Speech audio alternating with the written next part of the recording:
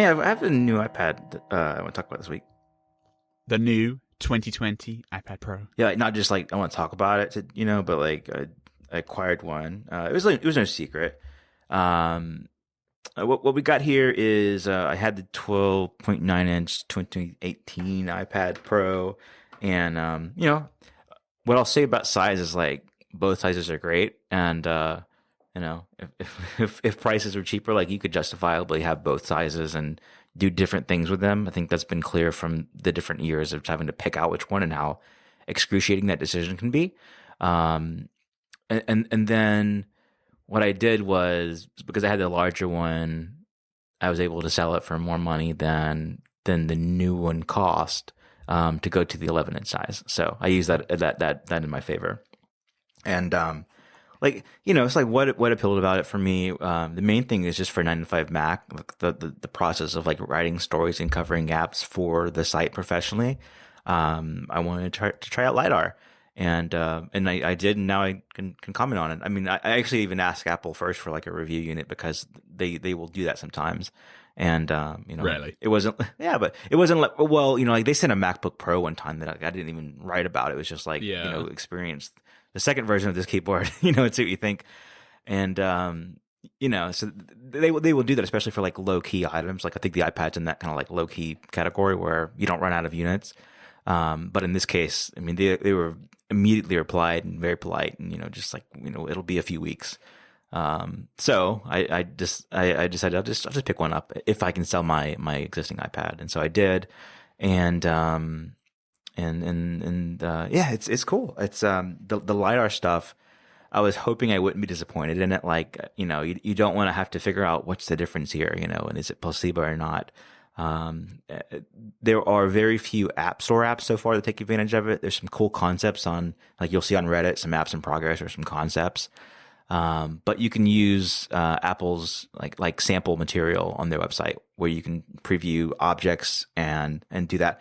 And the difference is immediately clear of how AR is used. It's like on the iPhone currently, if you want to do AR, you need to find a flat surface, a plain surface, and wave your phone around to get a sense of placement, and then kind of focus and then tap where you want it to go. And on the iPad, that whole like load in your environment, like a take it in part is gone. Yeah, like the onboarding preamble setup, basically. Yeah, which is like you've got to have some AR content that you care about and that matters to you to even care about that. But once you do, like if you're using it in an application that applies to you, then that step alone is a big deal. It's like the difference. It feels like the old way without LiDAR is like waving your phone around to get a good Wi-Fi signal. And this way is like you've got a reliable signal. Just jump in and use it. Yeah, I mean, it's 100% true. Like, if you imagine every other app on your phone and every time you launch it, it'd take you like 5 seconds to get the app ready. You just wouldn't use your phone very much. And right. The augmented reality apps were like that because you'd have to, and in dark lighting, sometimes you wouldn't be able to find the flat surface. You'd have to move around. Mm-hmm. So the LiDAR definitely helps with like getting stuff up and running. It's just are you actually going to launch the augmented reality apps in the first place? Mm-hmm. Yep. So that and just for the sake of like trying out LiDAR, that was entertaining enough and informative enough.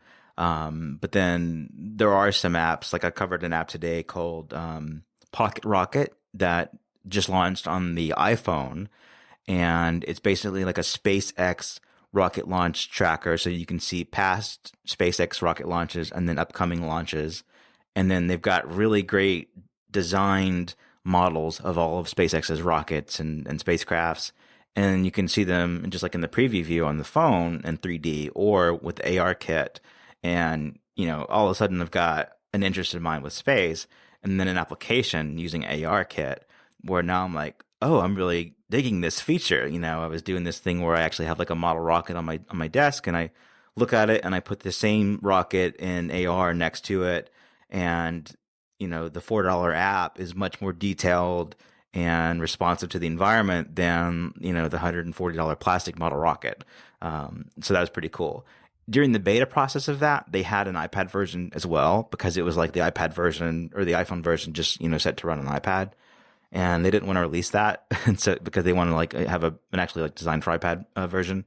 Optimize the layout and stuff. Yeah, but I was using it with the iPad, and I believe I never got the experience of find a surface. So I think just by automatically targeting, I guess the latest version of iOS and using the right APIs, like it just accepted that there's LiDAR on the iPad.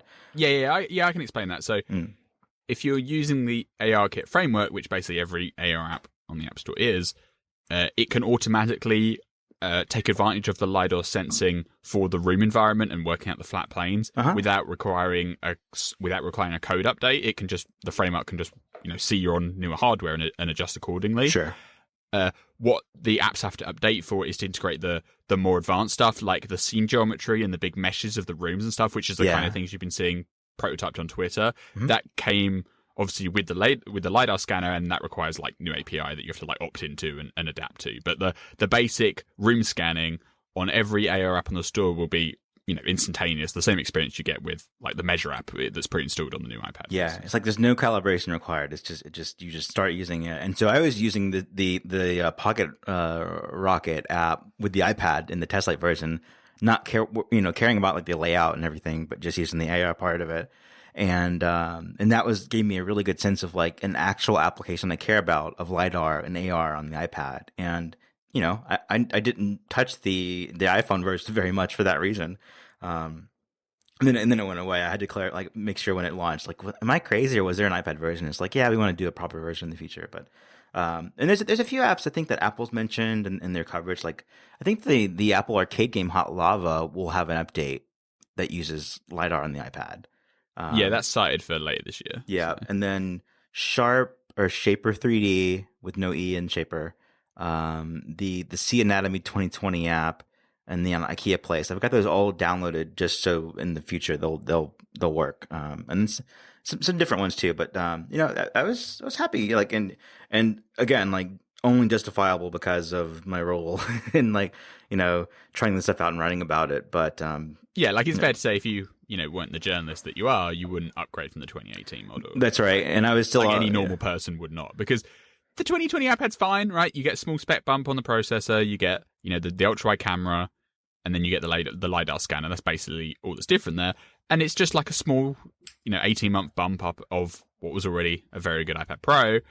And nobody blinks an eyelid when Apple refreshes the Macs with the CPU bump on a yearly basis, and that's kind of what the iPad will have. Like the iPhone has boring years too, right? Like you can pick up plenty of iPhone generations that aren't really that different to the one that came from the year before, but that's just the cycle of evolution. And I think what you see is on smaller devices like the Watch or the iPhone, you tend to get generally bigger steps and advancements, just because the fact that like technology exists in the world and it's just always limited by battery efficiency and miniaturization, which means it doesn't come to the phone and the Watch quicker, like fast enough. Like the always on displays on the Watch is a great example, right? Like always on display as a technology is something that Apple could do on its bigger products 3 years ago, 5 years ago, if they wanted to, just because they have the battery space to spare. But you can't do it on something as small as a Watch until you get the optimizations in place. And so there are opportunities there for miniaturization to bring bigger advancements to the phone and smaller products. Whereas something like the iPad or the laptop, those kind of changes were already in the product 3 years ago. Like like Face ID or the scanner stuff. Like it's those things are less constrained by space when you have an iPad or bigger device to put them in. So you will get more years where it's just like, here's a slightly better processor, move on with your life. Yeah. And I read a piece a few weeks ago that was like the Apple Magic Keyboard for iPad Pro sort of rejuvenates, it puts new life into the 2018 iPad Pro because it's compatible. There's just, more space in the camera cutout than you'd have otherwise. But it makes that product even better 2 years later. And that's still totally true. I just used this in my like cost analysis of deciding, do I want to spend money on for LiDAR testing or not? And, by selling the other iPad Pro at an aggressively low price to cover this iPad Pro, that made it easier. Plus realizing, okay, it's going to be $300 instead of $350 to buy the Magic Keyboard that I know I'm going to want and buy. Plus it will way last because it's 2 inches difference. So that was a big thing. It was like, it will be lighter, it will be cheaper, and it will be a bigger difference between my beloved 16-inch MacBook Pro to have, instead of having like a larger laptop style and then a medium laptop style, have a larger and a smaller, and then just more difference there. And so far that's cool. But the weight thing is especially interesting because this past week there's been a lot of confusion because Apple hasn't released specs for how heavy those cases will be for the iPad Pro. But Amazon seems to have made some sort of information there, right? Yeah, so the Amazon listings have been up basically since the Magic Keyboard was announced. Yeah, like kind of like day 2. Clued onto them this week for whatever reason. But there's two parts to it. One part of it is that if you look at Amazon listings in the UK or Germany or basically any country that isn't the US, they cite that the Magic Keyboard is shipping on May 30th. And obviously Apple hasn't released a date beyond May. I wouldn't put any trust in the 30th date whatsoever. It's just kind of like a placeholder. Apple doesn't know probably at this point, and so neither does Amazon, right? Like, they're getting the production going. They'll announce it at some point. And if you actually do want one of these as soon as possible, generally Apple prioritizes its own stores availability beyond any resellers, including Amazon. So if you actually do want one to get one on day one, don't jump at the pre-order button on Amazon. Just wait it out and wait for it to appear. Yeah, I would not tie up money in that line. I would definitely do it from Apple directly. Yeah. Yeah. The other bit of information that the Amazon US listing does have is it has what it calls the item weight, and that is 2.6 pounds, I believe. Am I making that up? Hopefully not. It's I'm scrolling now. 2.4 pounds. That's what I meant to say. It says that's the item weight. It also says the shipping weight is 2.4 pounds. Again, I doubt that the item weight is 2.4 pounds because that's very, very, very, very, very heavy. Presumably the shipping weight's about right because, authorized retailers have to know how big stuff they're selling is, so they have to get ready for their own shipping and delivery and fulfillment lines. So if you take 2.4 pounds as being the actual shipping weight, so that includes the box, right, and all the packaging that comes along with it, if you then compare it to, say, like an Apple laptop, about a third of the shipping weight is just the packaging and the paraphernalia that comes with the product. And so if you do the backwards calculations, you get to about 700 grams. Around that level is what the new Magic Keyboard will weigh for the 12.9-inch one. And for comparison, the 12.9-inch keyboard, the Smart Keyboard Folio, is 430 grams. So close to a doubling in weight, which I think we were expecting, partly because Apple didn't announce the weight figures. And if you just look at the design of the product, you're going to have some heft there to make sure it doesn't topple over or fall over. And the counterbalance design. I think it's actually, I think it's a good thing to be heavier if you want to use it as a notebook in your lap, and have the keyboard not feel like it's going to flip around like as flimsy as the Smart Keyboard is now. Yeah, because the Smart Keyboard Folio is pretty flimsy, and the clever like counterbalance stand design of this new Magic Keyboard, physics requires that thing to be pretty heavy for it just not to fall over, right? Like it almost has to be heavier than the iPad, and the iPad's like 650 grams or whatever. So you're essentially doubling the weight of the iPad with this new case, but you are getting a full backlit keyboard, a trackpad, and the cool stand, magnets, and the USB-C port, and all the other niceties that case provides. So I think for the weight, for the features you get for the way that it is, it's fine.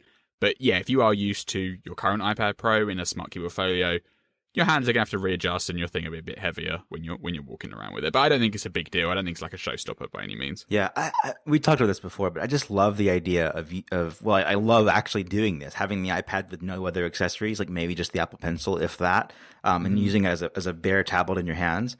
And then also like being able to dock it, and then just by like magnetically attaching it to the Magic Keyboard case, then you've got a potentially a charging solution, a stand with like viewing angles that are better than any smart cover folio, and you've got the keyboard and you've got a cursor. So it's like without taking this big thing and attaching into it and everything, it could be very cumbersome, but it's not. So that accessory is very exciting. I can't wait for it.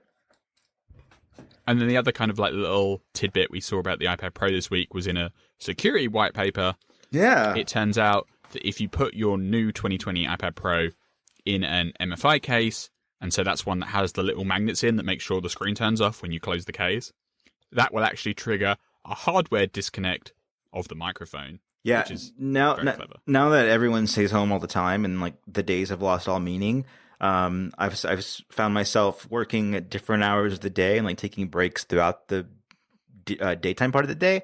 And so it was like Friday night, I think, and like I saw the source material, and I was like, oh, that's actually really cool. And because I have it now, I care about it. It's like, so I wanted to write about it. But yeah, it's very cool. I mean, the other iPad the 2018 iPad came out, didn't have that feature, but that's when the 2.2 chip on Mac notebooks added it. So, it was in that same year that they were thinking about it. But then 2 years later, they find a way to bring it to the iPad, which is pretty clever. Yeah, and obviously on the Mac, you just close the lid and it triggers a little magnet, whereas with the iPad, you have to be in, a supported case. But obviously, all the Apple cases will do it.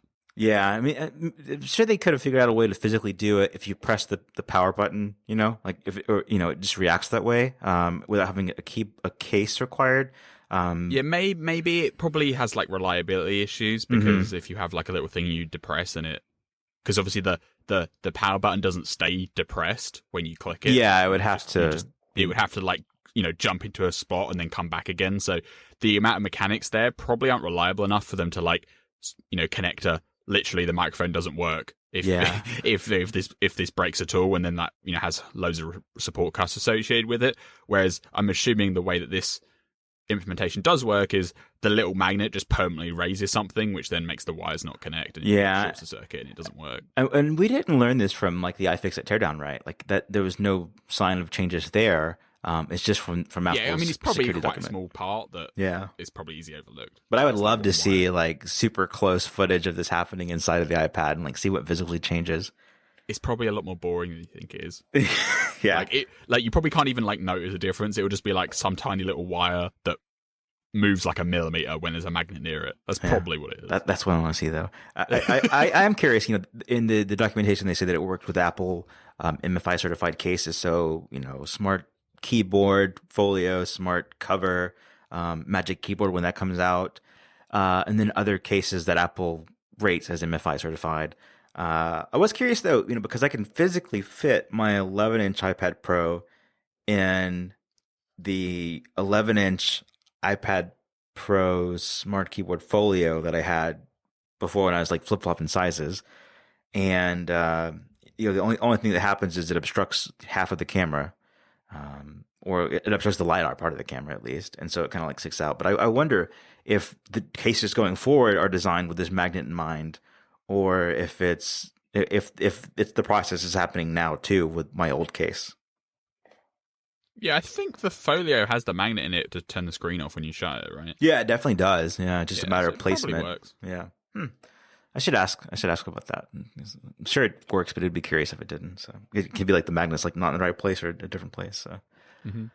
Yep. And then the last thing on iPad stuff this week is we were recording on Thursday, but by Friday I plan to publish a quick review of Moshi's iVisor screen protectors. So I've never been like a screen protector person at all. I found them like really gross and and not good at all. But I've heard people that I respect talk about Moshi's iVisor, and so I reached out and asked if I could try one out to review, and I got one for the 11-inch iPad Pro and for the 16-inch MacBook Pro. I don't think they have them for the iPhones, or I would try that too. But it's one of those things where like it's got the fake like bezel on the front of it so that you place it exactly where it goes, and it's got cutouts for the right sensors and everything.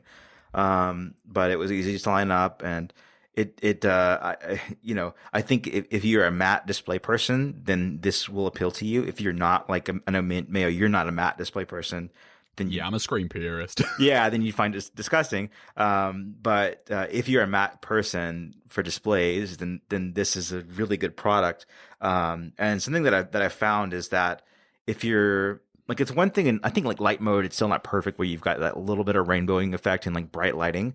But if you use dark mode, it kind of takes me back to like working in retail at Sears, where you had the really old like IBM display with a black like panel and then white text over it or like on it, and it's a matte screen. And that's what dark mode looks like. It looks like you're on one of those kind of displays, and it's just, I don't know.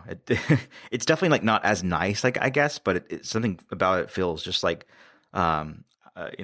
less like I'm gonna break Throwback. something. Yeah, there's definitely like a throwback feeling to it. Like I was walking in Lowe's, and I saw it, and I was like, oh, that's what this reminded me of. It's like the display that they're using there from several decades ago, I guess. Like if the screen isn't made matte to begin with, you're never going to get me putting a screen protector on the thing. Like, it's not just the weirdness of what it does to the screen. It's also the feel. Like, I love the feeling of touching the glass of an iPhone and an iPad. And every screen protector I've tried, whether it's the plastic ones or the kind of reinforced glass ones, it just never feels the same. It just doesn't. And, you don't get the smoothness. It's just not quite. It's not quite there. So it's never going to be for me. But those Moshi ones do seem very good for people that do actually want them. Yeah, on the iPad, part of the appeal too is that I'm no longer washing it every 6 hours to get fingerprints off, and it feels a little bit more like paper whenever I'm drawing with the pencil, which I really like to do.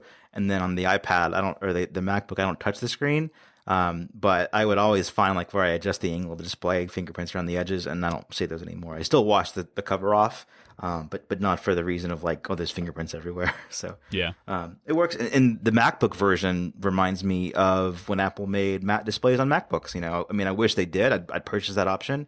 Unfortunately, they only do matte in like a $1,000 nano texture finish with the already expensive Pro Display XDR. But I've decided that I am definitely. I was a matte person whenever I went into the Apple Store and saw the Pro Display XDR.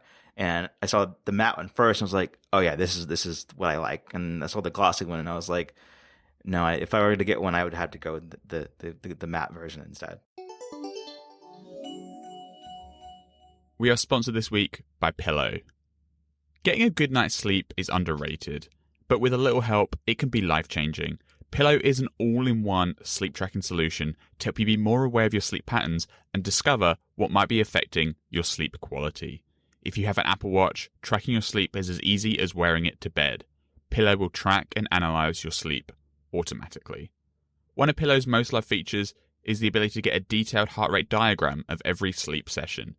You can compare your sleep quality with your weight, step count, caffeine consumption, and many other health metrics to discover how they might correlate and affect your sleep patterns. You can enable the recording mode, and Pillow will save the sounds that you make during sleep. Sleep talking, sleep apnea, snoring, unexpected noises, all these types of things might be affecting your sleep without you even realizing it, and a lot of Pillow users have been surprised by the results. Pillow is very privacy-minded. All your sleep and audio data is encrypted and stored on your device, and when it syncs to iCloud, it's using end-to-end encryption. Pillow doesn't have user accounts, so you can use it anonymously, and it doesn't collect or send your personal data anywhere else. Now, naps can boost your focus, creativity, and overall well-being, and if you're working from home, you can also take naps using Pillow's power nap modes. If you need an alarm, Pillow can wake you up using your iPhone, Apple Watch, or iPad. If you have WatchOS 6 on your Apple Watch, the latest updated Pillow uses the new Extended Runtime API to minimize battery consumption on the watch. Pillow is available on the App Store right now for iPhone, Apple Watch, and iPad. Discover all of Pillow's features at neighbox.com/pillow. That's neybox.com/pillow. Sleep well and stay safe. Our thanks to Pillow for their support of Happy Hour. Let's talk about some more stuff this week. So the next thing up is some new iOS 14 information. This is around wallpapers. The first thing, which is really interesting, is a new way of we already learned about like wallpaper sections, but this is a new way of how wallpapers will work with iOS 14. Plus some thinking around how home screen widgets could work in iOS 14 based on some evidence. So what's new there? Yeah, so obviously 9to5Mac reported before about the fact that the wallpapers are going to be split up into different categories like Earth and Moon and flowers. And what turned up on Twitter this week is actually some images of people running this internal build, and you can kind of see a look at the new UI of how, at least in the current internal seeds, this is laid out. So you have a pretty major redesign of the wallpaper screen in settings, which is always nice to see. You've got clearly like this, when you click a new wallpaper, you have this scrolling list. It reminds me a lot of the Apple Watch Face gallery view, right? Where you have the categories that go vertically, and then you have the little carousels for each of the different ones in the category, scrolling horizontally. clearly, if they are going to support the third-party wallpaper pack stuff that has also, seemed to be in evidence and rumored, they're going to need some sort of expansion of the wallpaper UI to accommodate that. And you can very clearly see here how that would happen. You can imagine a little edit button, and you just add on the third-party apps you want to show there, and they can just show them in the list alongside the built-in wallpapers. What's potentially even more interesting is that for each of the wallpapers that you can pick, they then have these different appearance modes, like the home screen appearance options. And so you've got the standard, here's the home screen in light mode, here's screen in dark mode, here's the one where you can have it adaptive, so depending on your theme, it shows the light or dark variant of the wallpaper. And then there's a fourth option, which is called a smart gradient. And what that does is it takes an average of the colors in the scene and makes a background gradient out of it. So you lose most of the detail of the image, but you keep the kind of tones and the color profile, right? Like the little spectrum. And so the idea there is you can have your actual photograph on the lock screen, and then when you go to the home screen, for text legibility reasons, you can just blur everything out into this kind of smart gradient look. So you still get the smooth transition from a nice picture of your family or whatever on the lock screen, but then when you go to the home screen, all those details can be faded away, but you're not completely losing the context of your lock screen image. Yeah, I mean, there are apps that do that, but you've got to know either A, how to use an image editor to do it, or to go out and seek out the apps and then use them, maybe even buy them. So this makes that integrated in the system, which I think is wonderful. Yeah, and something that's something that I really care about, I don't know if any other people notice, is this little nuance where if you set the same wallpaper as your lock screen and your home screen, so when you on iOS today, when you go in there and you click set both, it will set a different transition for when you unlock, so that you don't get a weird fade effect. Yeah. When you go from the lock screen to the home screen image.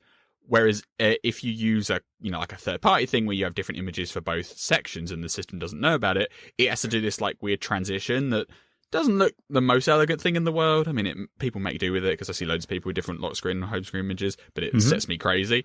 And then, but obviously if Apple's going to build this smart gradient into the system, they can actually then fine-tune a custom animation that smoothly transitions from the highly detailed lock screen image to the blurred out gradient. So beyond just, the details at rest, the animation should also be smoother when it's built into the system versus using, one of these third-party apps that can do it today.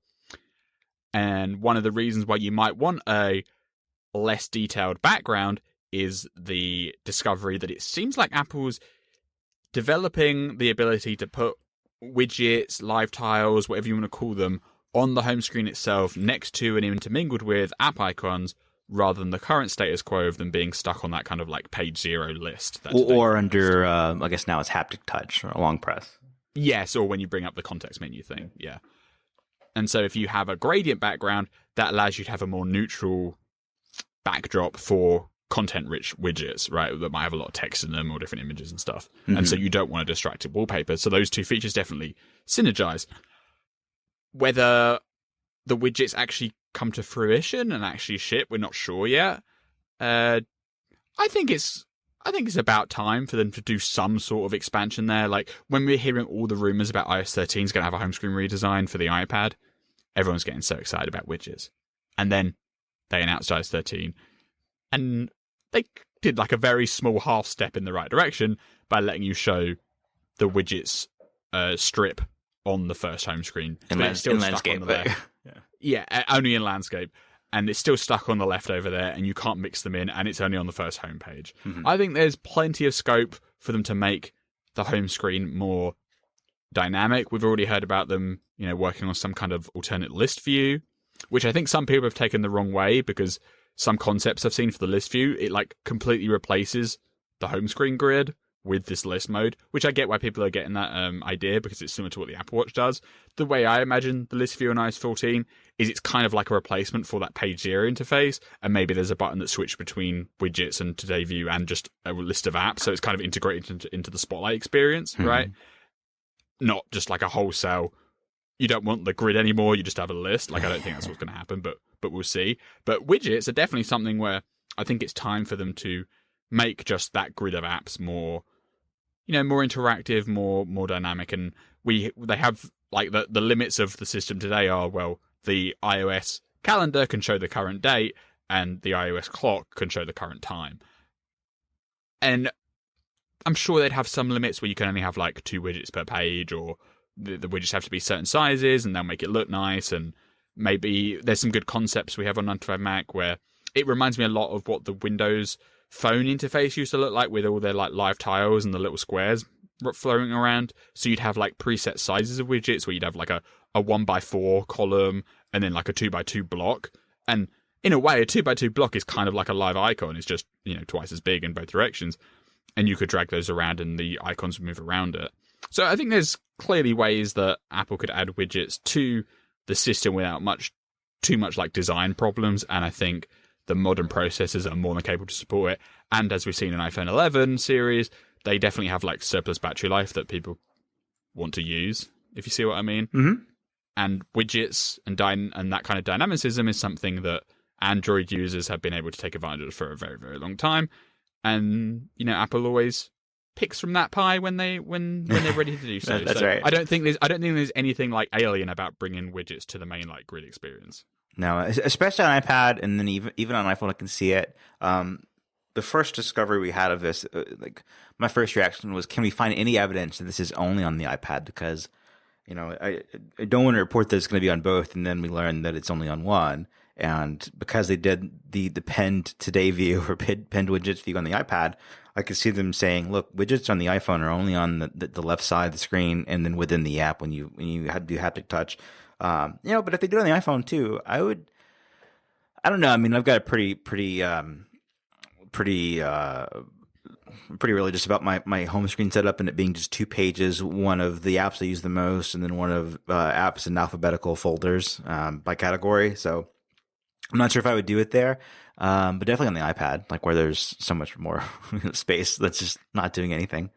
Yeah, I think if this feature did ship, you would find at least one application that is useful enough to you that you'd want to put it on like the actual home screen, and it can just always update and be visible. Mm-hmm. Like, yeah, probably. Whether that's your calendar, whether that's the, just like a music player, because a lot of what people like about from the widgets on Android is you can put like a little now playing bar on your home screen directly, so you wouldn't have to open Control Center just to start playing your music, or that could be a podcast app or whatever else. I mean, maybe you could have a whole homepage of just widgets, and like the dashboard view on CarPlay. Yeah. Or like Control Center, right? Mm-hmm. That's kind of, because Control Center is basically like a widget-based layout. It's just fixed in place and you can't edit it. Right. You could imagine all of those options that sit in Control Center now could be exposed as like system widgets, and then you could have third-party apps make their own as well, and they could just intermingle and lay out next to icons. There is a bit of complexity there about, it's already kind of annoying to rearrange the app icon grid, and you can't even, and all you can do at the moment is literally just put them in a fixed order. So, putting also widgets that are different sizes and stuff is a bit more complicated, but Apple's clever, they can figure it out. Yeah, and like you mentioned about the iPad, mm-hmm. I'm sure that if they did ship this on both the phone and the iPad would support different sizes of what a widget can be versus what the phone can be, obviously because of the difference in screen size. Yeah. One thing I wonder about is how buggy do you think this would be?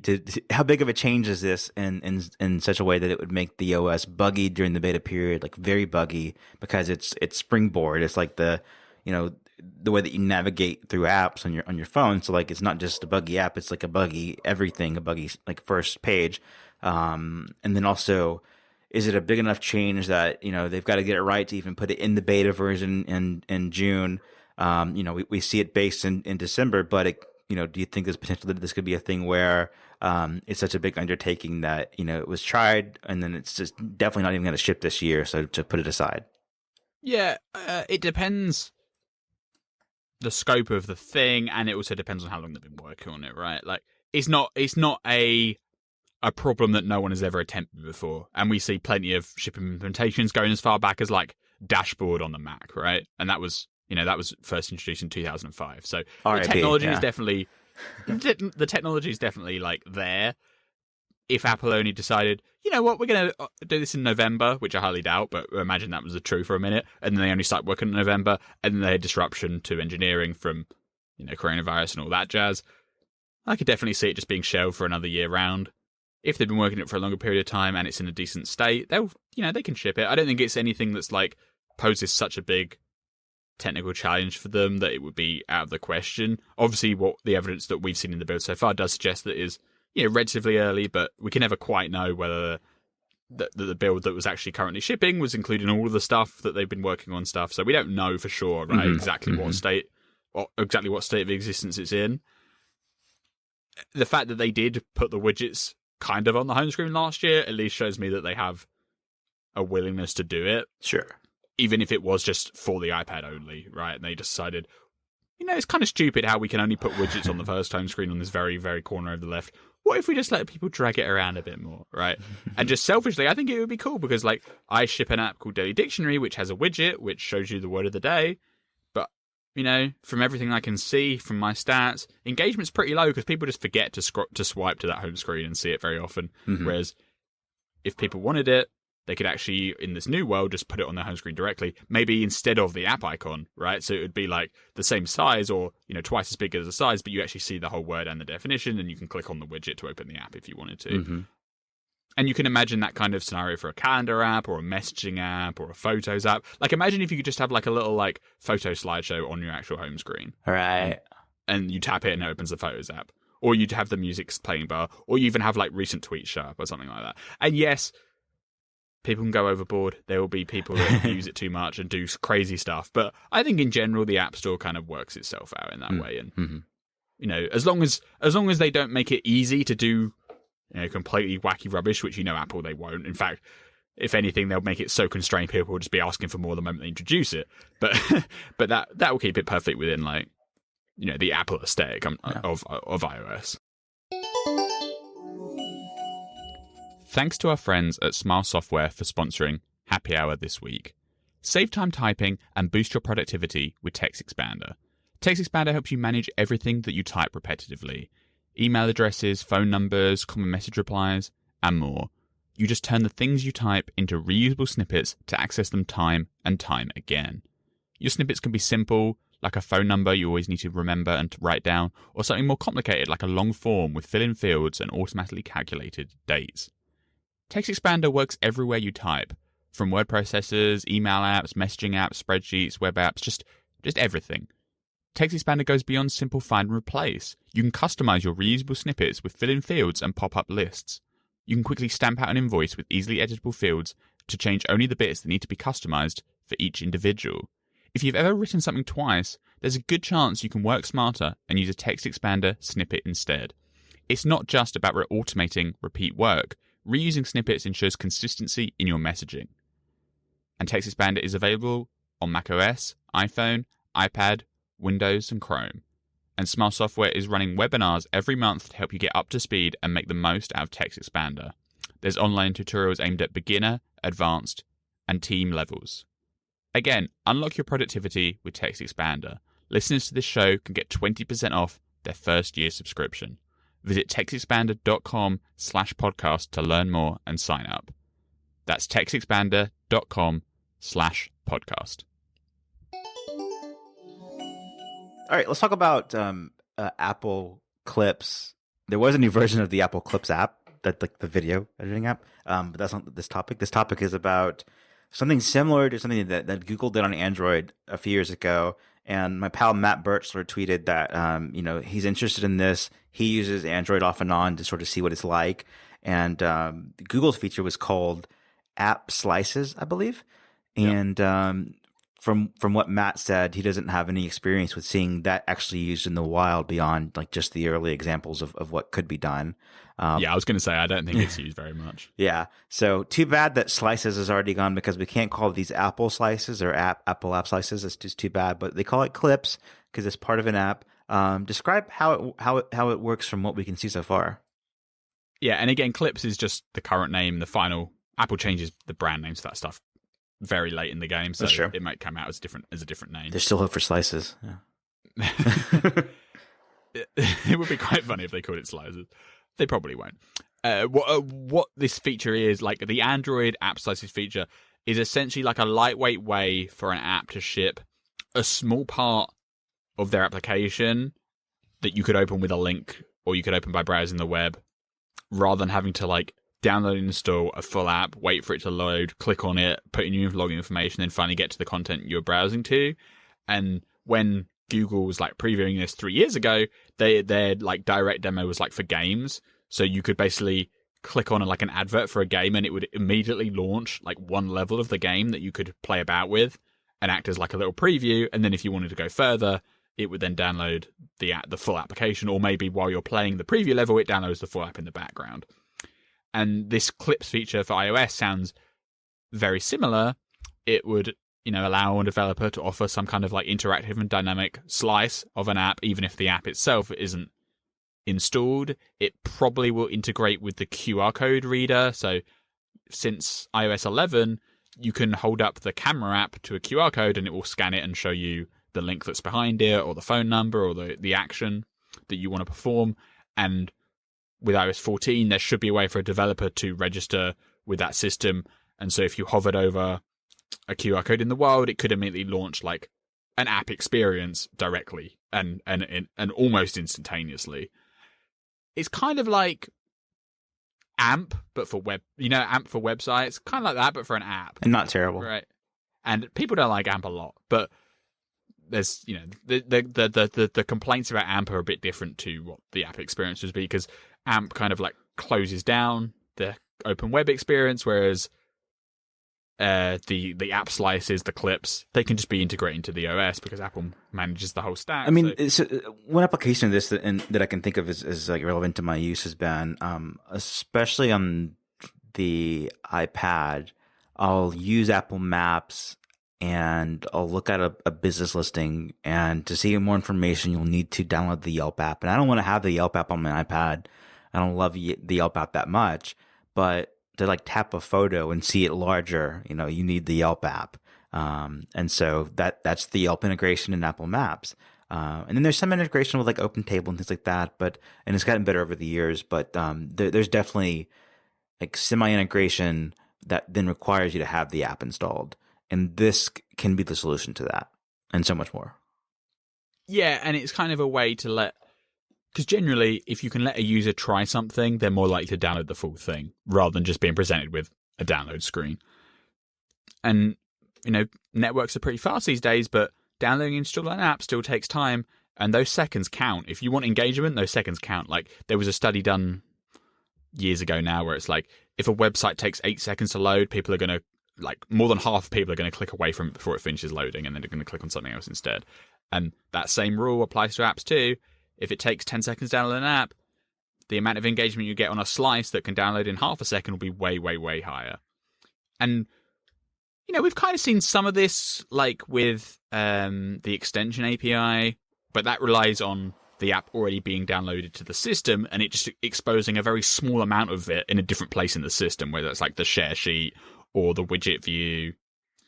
And you can kind of imagine the same kind of thing, but it will be based on like a package that's served immediately over the air on the server. So maybe if, I think the Maps app opening Yelp's a good example. You can imagine in Twitter, if like someone linked to, I'll just use my app. So let's say someone on Twitter linked to Daily Dictionary, I could provide an app slice that is hosted somewhere on the internet, but from a user, it's transparent. So you click on the Daily Dictionary link and it can open immediately like the detail page for that definition of the day.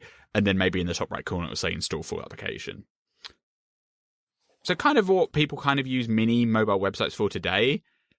But of course, Apple wants to promote, the native integrated iOS experience and to deliver that as an application rather than having this like kind of proxy website that sits in between. Mm-hmm. Yeah.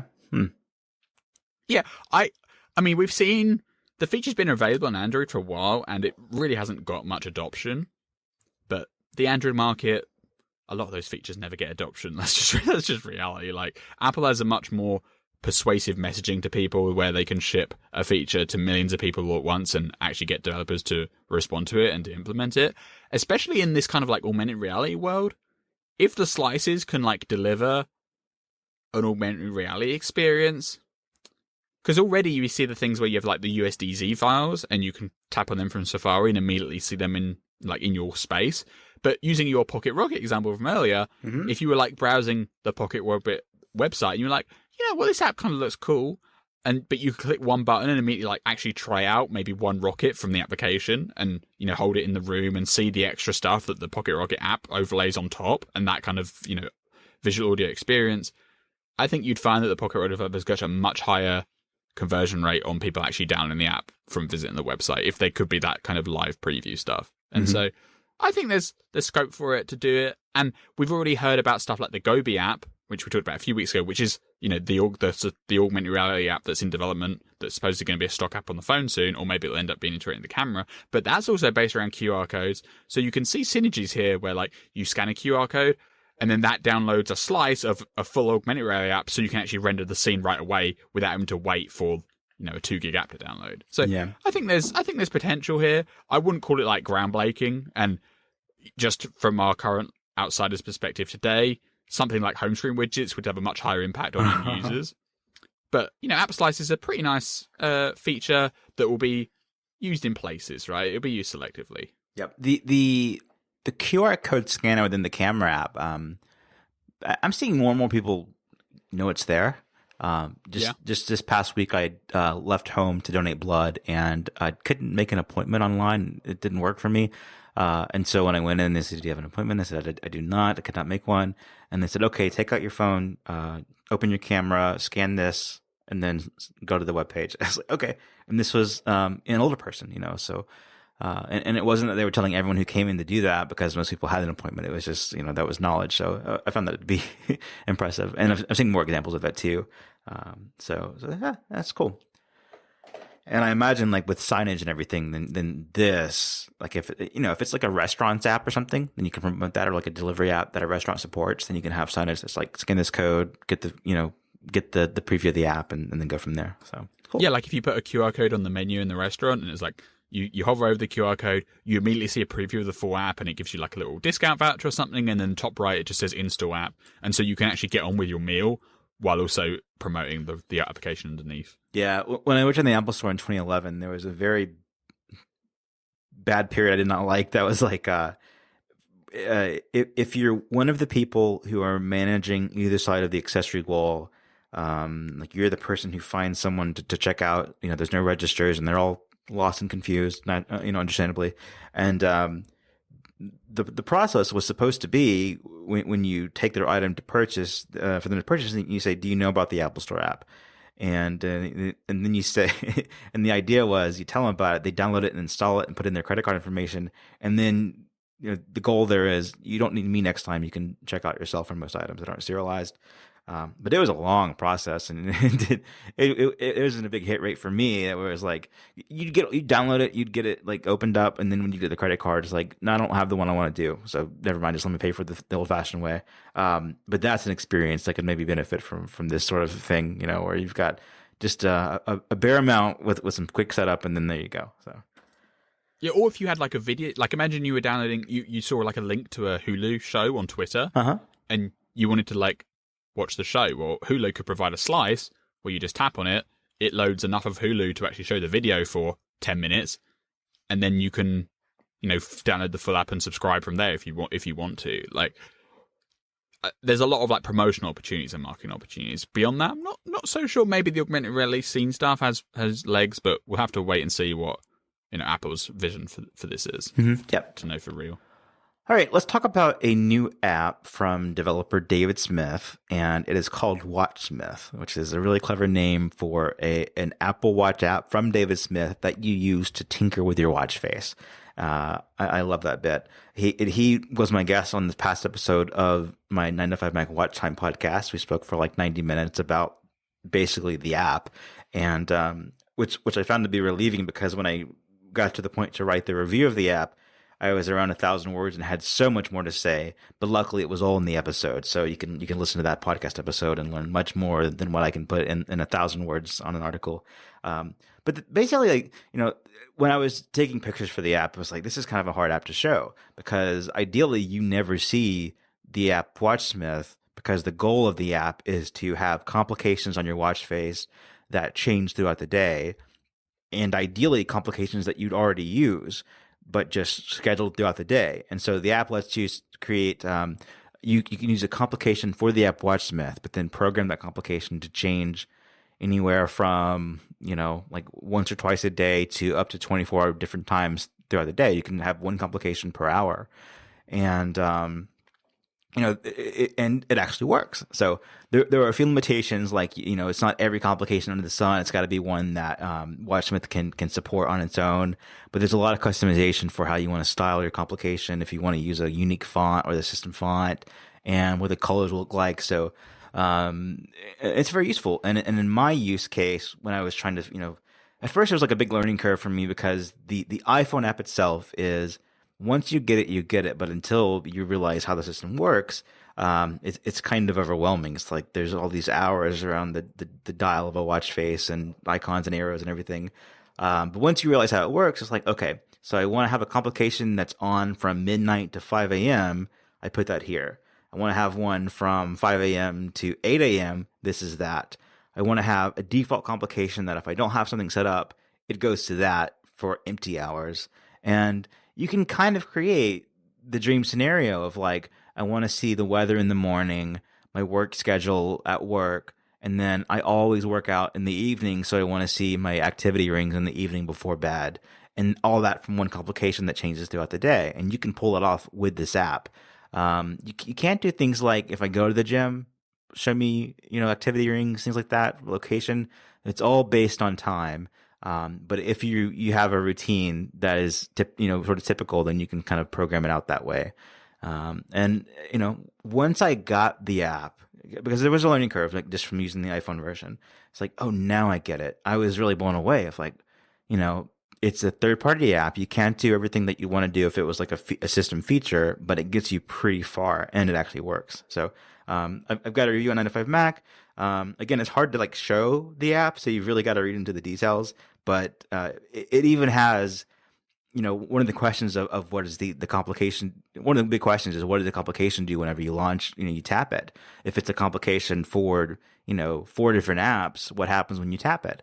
And the answer to that is, it's like one super app that's got a bunch of different features inside by category. And so it can be your weather app, it can be your health app. There's even a breathing exercise inside for box breathing. There's even like the Geneva Moon app that is a standalone app from David Smith. That's like basically included in the app, and a calendar. And there's some fun animations with, like, if you change the weather view from hourly to daily, or you move your calendar. It's don't judge it by the iPhone UI, which is like to build it. Judge it by what it can do for you on the Apple Watch. And then also, I think there's a lot of fun and whimsy in the Watch app itself. Yeah, it's cool. And it definitely shows that Apple should probably do this at the system level. Yeah, yes. I mean, I'm sure we've written like feature requests. We wish Apple would do this for the Watch stories before.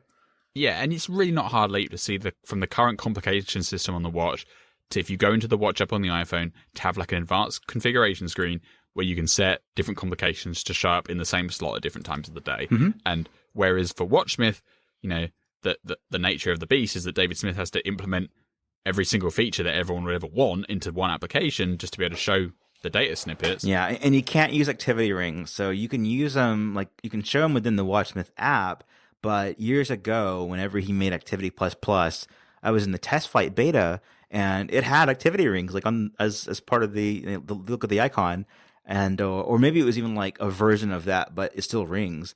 And he wasn't allowed to do that. I don't think he was even. I think the problem was he wasn't allowed to use the rings in the app.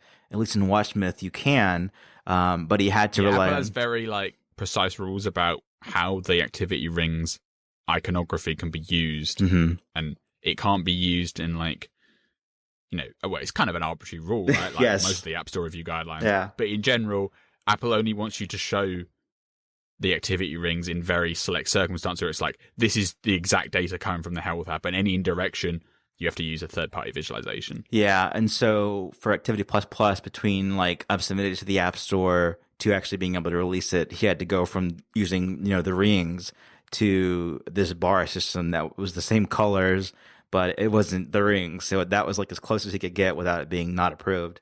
So that's what you get for Watchsmith if you want to see the activity rings as part of your schedule. For so many of the things, like that's the only drawback I can think of. For so many of the things, it's like you can present the date in several number of ways. You can present the weather the same way. And by default, you've got things that you can do, like different font styles. So, that's useful. I kind of like just using the built-in stuff because then it looks like just another complication, like the one that you might have replaced with it. And then if you can put like 4 time-relevant complications in one slot, then the other 3, you might open up an opportunity to put more, a different complication there. Like if you don't want to see the sunrise all day long, then you can put it on the Watchsmith complication and then free up that for something else, So I find that to be very cool. There are some limitations that we discussed in the episode of Watch Time, of like, I asked basically like, I'm a user, not a developer. Could you do this? This would be a cool feature to have in the app. And it's like things like having multiple Watchsmith complications. So all 4 of your corners could be, Watchsmith 1, 2, 3, and 4, and then have 4 different schedules going. And it's like technically, yes, but in actuality, probably not. And some things like that. But it was very helpful to have an interview and then have time with the app to really appreciate it. Yeah, and like the biggest drawback for me of something like this, whereas versus it being built in, is like when you actually tap on the complication, it's always going to launch Watchsmith, right? And you can't incorporate complications from third parties because it's just not how, like, David Smith is pushing the API as far as he can, and you can't just open arbitrary apps and you can't show complication data from other apps. And so that would be the next leap when, hopefully Apple Sherlock's this at some point and, builds it in, is so that you could incorporate a schedule of like the actual messages app with the actual activity app with maybe Fantastical, right? Yeah. Rather than whatever calendar experience you get in Watchsmith, whether you get the breathing app and then you get, maybe the daily dictionary complication or whatever. Do you know what I mean? Like that's the main step up that would, really bring this to the mainstream versus you having to have like mini apps inside of one big super app that's never going to be quite what you actually want. Yeah, right? and I think that's an incredible technical achievement. Yeah, I think that's a theme in David Smith's apps, especially for the watch, are that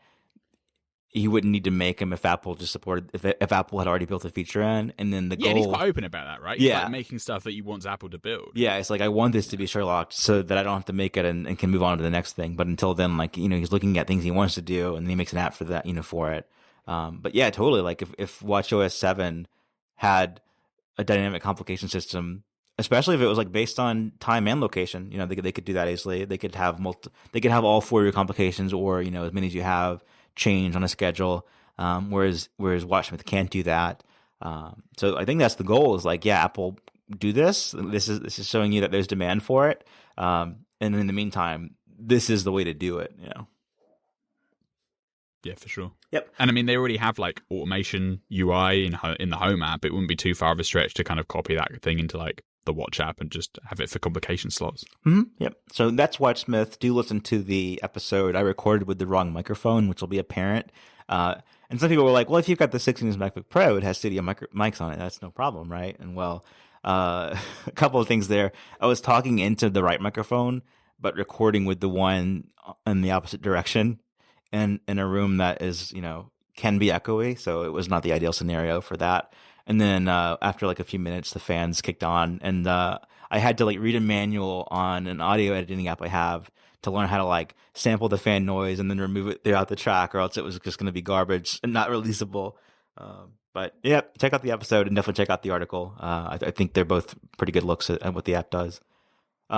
Next up, Mayo, you want to talk about Quibi?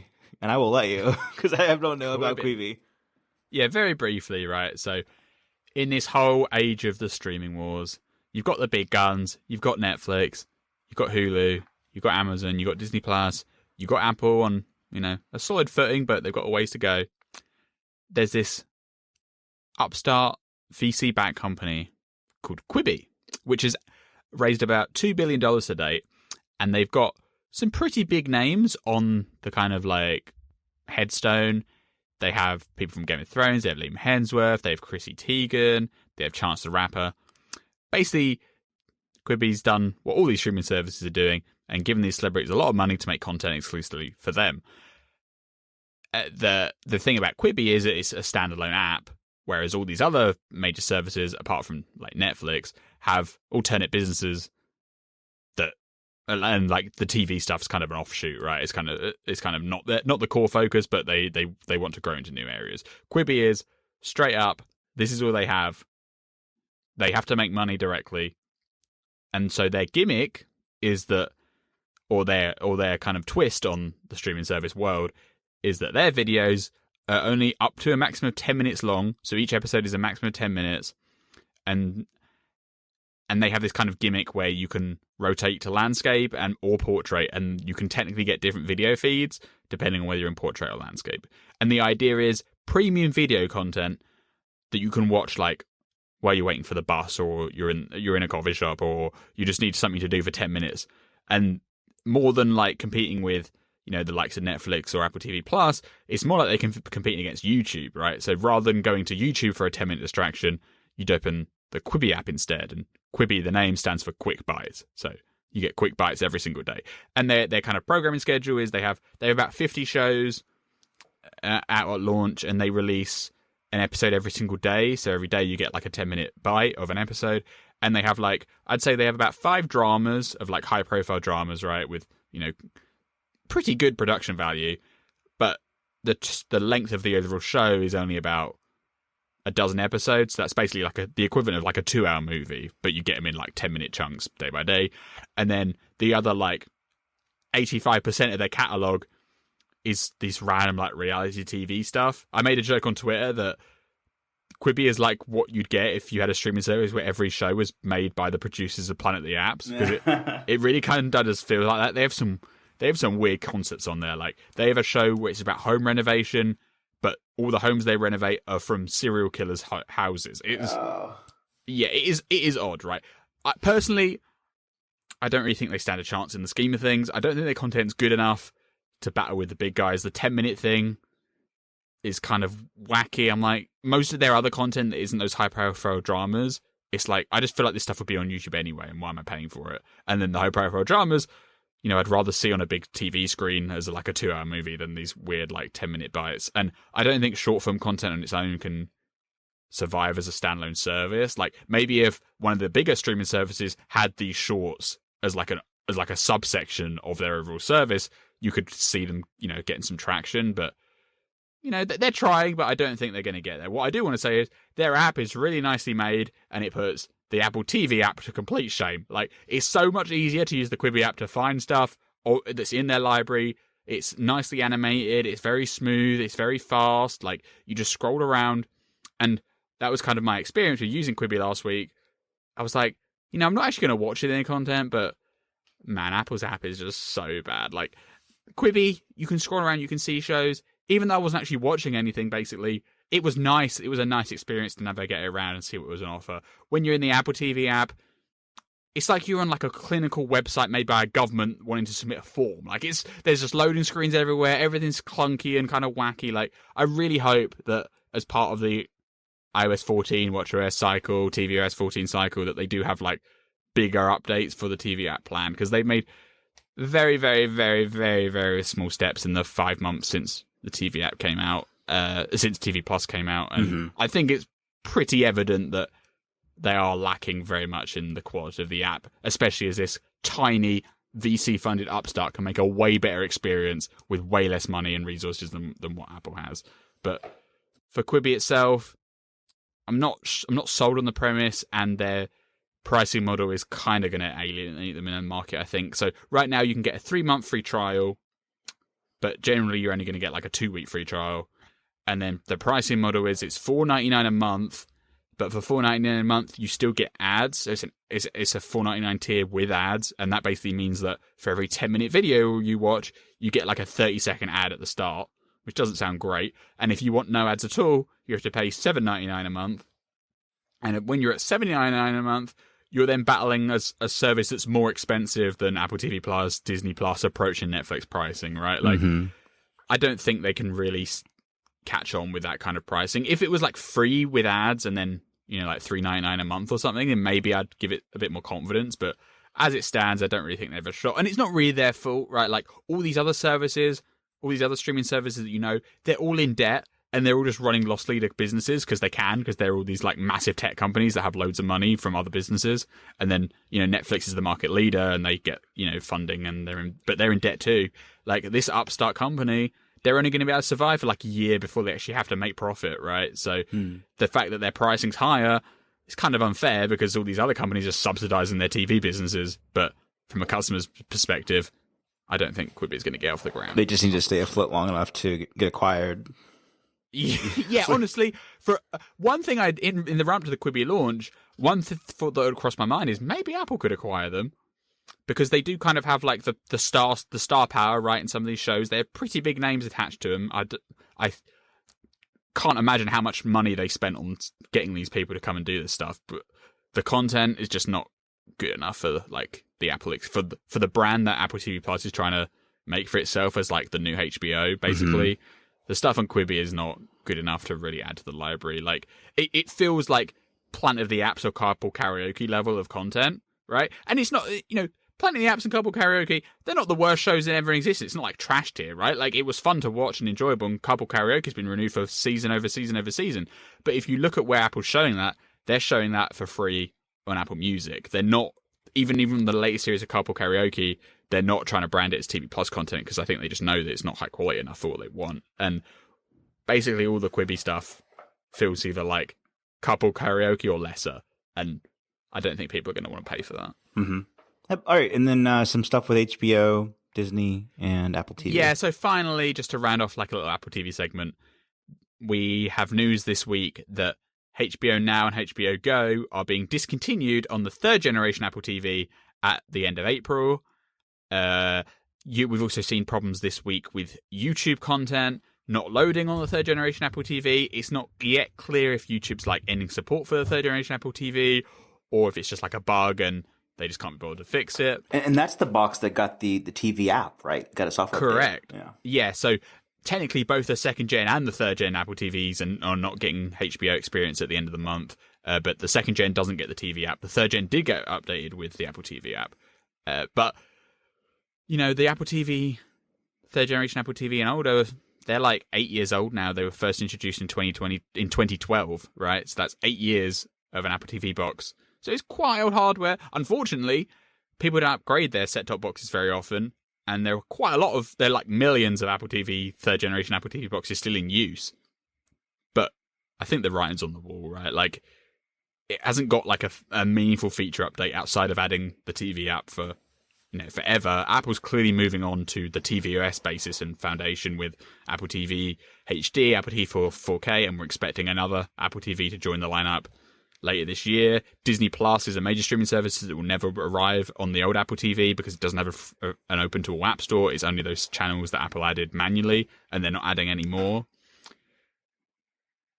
The issue is the people that bought third generation Apple TVs, they bought them for $99 or cheaper. For a while, Apple was selling the Apple TV third gen for $69 before they then ramped up to the pricing model of the modern Apple TVs, which start at $150 and up. And it's kind of leaving these people stranded. So all these people with second gen and third generation Apple TVs, they don't really have a place to go right now in the Apple ecosystem because like it feels kind of insane that you then spend 3 times the price to upgrade your box. Right? Yeah, and having HBO, like, that was a big deal. It was on stage at an Apple event announcement. Yeah, it was. It was like Apple, they did that interview. They had that interview with Richard Pepler in 2015 or whatever. And obviously now full circle, Richard Pepler is now essentially working for Apple to make shows. But that was a huge deal for Apple at the time, getting HBO Now launched. And it's just come to the point where they've given it 5 years of support and now they're going to retire support for the third gen Apple TV. It's very, it's I feel for the people in this situation using those boxes that otherwise work fine for what they want, right? But you can kind of see that these devices are essentially deprecated now, right? They don't get the latest features. YouTube doesn't care about them. Disney Plus is unavailable. The TV app experience on there is nowhere near as good as the modern Apple TV tvOS based system. Like, if you've got one of these older boxes, you probably need to buy something new. But the sad thing is, Apple doesn't really have a great option for you right now, and the vast majority of people are going to just buy Fire Sticks or Rokus because they're way cheaper and they basically do the same things. Mm-hmm. Yeah, and just to be clear, I mean, the reason that they did a software update for the TV app is so they can have, a larger pool of potential subscribers or people in the free trial period. Yeah, for TV Plus, right? Yeah, for TV Plus, because like it didn't have that update until TV Plus. I think, right? Like, it was timed with TV Plus. I think that's right. Yeah, because the TV app is like old now. I mean, I I kind of like think about things in terms of like where I lived when things came out, and it was before I bought a house, and I lived on like 1-year leases at like 3 different places before that. So it's been years since the TV app's been a thing. The TV app came out alongside the 16-inch MacBook Pro, so that was 2016. Mm-hmm. And then it got Apple TV channels in May of last year, which is probably when the 3rd gen got updated with the TV app. Yeah. Apple TV channels. And then obviously TV Plus launched in November. The one slight workaround you can do if you have the 3rd gen Apple TV is subscribe to HBO through Apple TV channels, which will keep working. Okay, yeah. Yeah. Yeah. There are limitations there, obviously, because then you're subscribing through Apple. You don't stuff that gets added to the HBO channel takes longer necessarily than the actual HBO Now. I've got HBO through my cell phone provider, and so that wouldn't work. Like if that wouldn't work either, right? If you have Android devices, you're kind of out of luck if you're subscribing through Apple TV channels. But if you are, a certain subset of the market might be able to get away with that. But the writing's on the wall, right? Like these old gen boxes, they're just not very good, and it's really on Apple's hands that they don't have a clear upgrade path for those customers. Mm-hmm. Yeah, because the minimum you're going to spend is $149, and that's for an Apple TV box that doesn't support 4K, which is ridiculous in the modern world. But realistically, we're not going to see pricing changes to the hardware until this new model comes out, and the current rumors don't point to that new model coming out until like the full time period. So there's a several month gap where and not being low end, the awkward situation, and not being low end, and it might not necessarily even be addressing the lower end market. We just don't know. Yeah, you'd have to have the 1080p, the one that they call Apple TV 4 now. That's not in 4K to just move down the line, which they didn't bother doing that when they introduced the 4K one, right? They just added. Yeah. The Apple TV 4th gen has always been $149, and then the 2 years after, when they introduced the 4K one, they were like, let's just start that at $179, which is really sad. But so that's kind of the situation. Like, I'm kind of just annoyed at Apple for not having a better option for people that like Apple TVs, but don't want to get completely swindled out of their money in the current environment. Yeah. Okay. All right.